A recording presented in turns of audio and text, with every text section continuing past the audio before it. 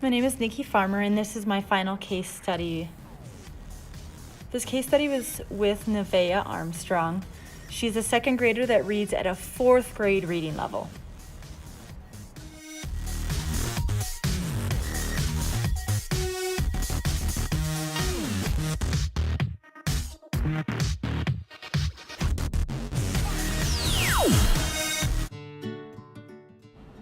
Student identification and overview of assessment.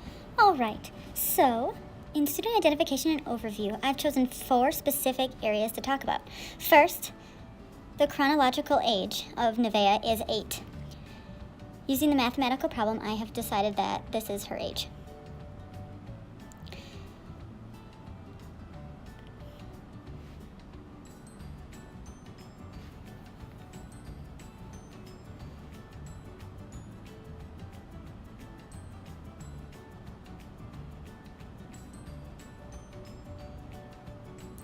Number 2 is test completed. This includes the Burke reading interview, graded word lists, the IRI, MISCU readings, the maze, and closed testings. 3 were some dates and times that I found were very specific to how she did. I tested her about 5 times. Each session lasted about an hour.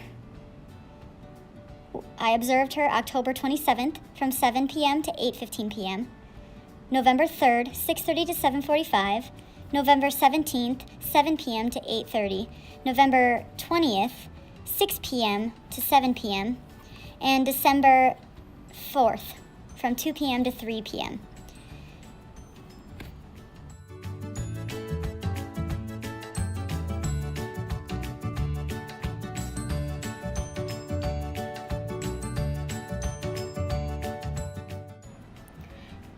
Number 4 is assessment process.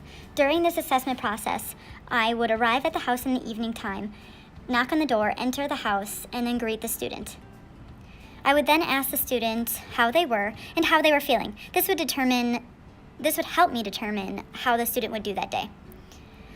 I would also try to find the quietest location possible. However, being in someone's house can cause challenges because she does have siblings, which got in the way several occasions. I would then try to explain to her the different tests we would be doing and then let her know what was expected. We would then begin the testing process. The testing process would generally take between 15 to 20 minutes per test, so on occasion we would do more than one test at a time.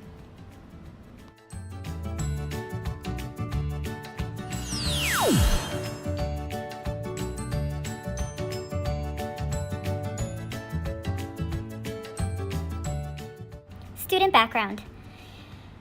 There are 3 main parts. The first part is family. Nevaeh has a rather large family. She is Mormon of religion.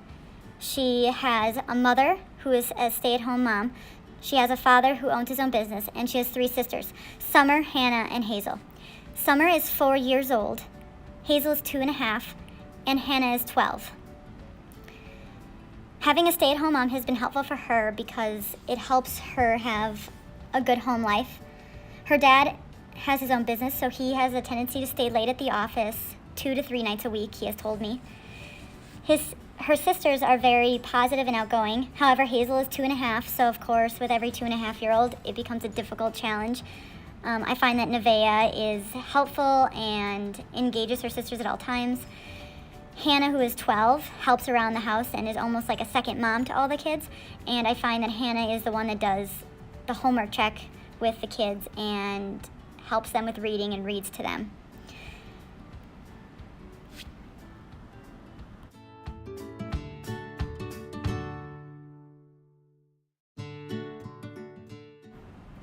The second part to student background is her home life. Initially, you find that the house is very clean, her home is very nice, her family seems very genuine. One day I came in and they were all praying over dinner when I arrived a little bit too early to one of the occasions. Her family is also very close. On several occasions while I arrived at the house, she had aunts or grandmas or grandpas that were still at the house, and it was late in the evening, but it showed me that her family's very tight-knit. They are also a very positive family, and they were very kind in allowing me to come and do these observations at their house.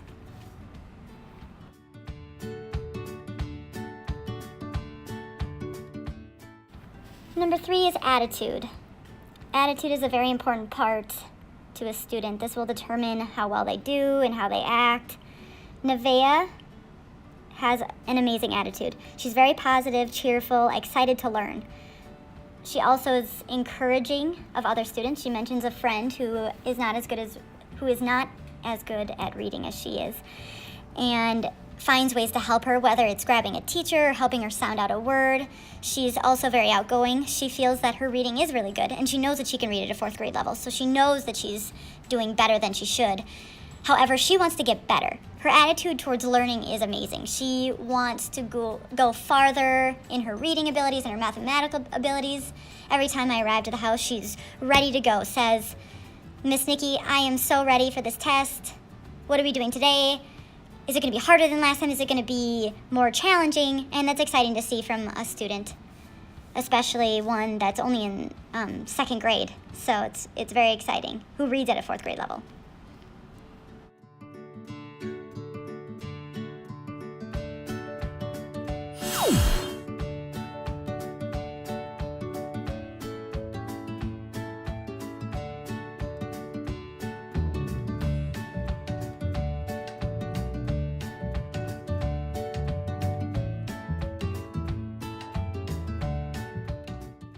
Testing environments. There were 2 main areas that I did my testing. One was at Nevaeh's house. Another was at her father's office. And the rooms were another important key, so I've also included that in this session. Number 1 is the home that Nevaeh lives in. She lives in Chubbuck. The house is very nice, very clean. However, the space is not the best place for testing. Their kitchen table is right next to their living room, and their living room is basically right behind the table. So it's where we were sitting. If anyone was down there, whether it was her sisters or her mother or father watching TV, she felt the need to look behind her, get distracted, and didn't quite pay attention, but that was the only location that I could do the testing in there. The second was her father's office. I also work there, so it's convenient for me. Her mother's a stay-at-home mom, so on occasion, when the girls get off school early, they're allowed to come and do chores here at the office. And I think that's a great opportunity for them, and it was also a great opportunity for me to be able to test Nevaeh outside of the house that we usually test in. At the office, there, again, is very few areas where there's quiet space. We don't really have a conference room, and we always have the radio playing rather loud, especially during Christmas time. So there's this tiny space up in the attic area where we have storage. We went up there and did the testing. However, one of her sisters, Hazel, decided to come with us, and unfortunately it's not really my place to tell the kids where to go or how to act in a certain situation. So I did my best to do the testing in that location. However, I felt Nevaeh was very distracted. She was excited and she had more energy than usual, but more distracted than when we were in a location with a table and, more formal setting. I was in a chair, she was in a chair. I think that caused some of the testing. She had a few errors that I don't think she would have had if we had done it somewhere else.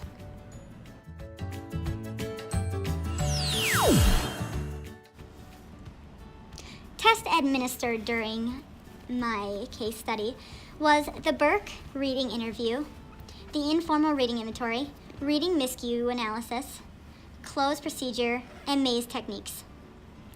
During the Burke interview, I found that she responded to the questions positively, and on several of them went above and beyond what I had expected from a 2nd grade student. She enjoyed the IRI, seeing that her level, that she was able to read and comprehend certain things past her own reading level that she knew that she had. During the reading miscue analysis, I found that her miscues weren't actually getting worse, but her comprehension as we went up in reading levels got worse. So she was able to answer questions and give me feedback at high rates because she had pre-knowledge, but not because she understood the reading. The close and maze techniques went really well. She said that she's done them before, so it was super great to see that as well. In this next part, I've put a little slit of her sight word test that I gave her.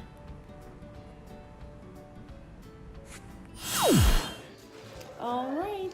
Ready? Do, can, could, when, did, what, so, see, not, where, get, then, like, when, this, my, would, me, will, yes. During the sight word test, Nevaeh did very well. She was able to catch up, so she would not truly miss it, but she would slow down, and I'd almost have 2 cards, and she would somehow remember the word I had already put down and say another one. That was probably the most impressive part of that test. But I thought this was a good one to see how she reacted to not only how I was testing her, but you can also hear in the background kind of the disruptive noises that we had to deal with on a daily basis of testing.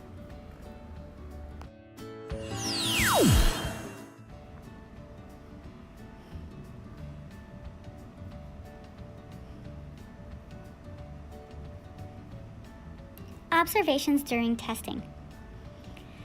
During our testing, I hadn't really talked about yet was the close procedure and the maze technique.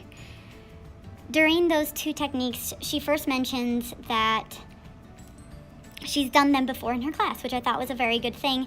However, she struggled. She did very well on a majority of it, but took a very long time. Her ability to read through and then pick a word and circle it and then keep going, sometimes she would go back because she would then find out what the word was, and she really wanted to do well.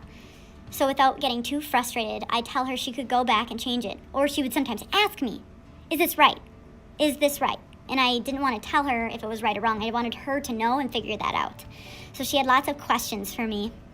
And then when we got to harder reading levels during the MISCU analysis, I also noticed that when the questions got harder for her to understand, or it was something she really had to remember, she would look to the left, really up high, and she would look around more. She was really good at never wanting to look at the paper. She didn't look at what I was saying too much about her, but she was more concerned about really thinking about her answers rather than just giving me incorrect answers. And then when she couldn't remember some of them, she would say, I think that's right, or she would over-exaggerate a number. There was one question, it was about how many elephants are in a group of elephants in the reading. And she said 39, and the answer was about 30, or, it was 30 or above. And it was funny because she was so specific on that 39. I don't know where she got that 39 from, but I just remember her looking to the left, and she thought about it, bit her lip a little bit, and then came back real quick with 39. And it was good to see. It was really revealing for me to see this testing. I didn't know how it was going to play into how I see education, but it was truly a helpful thing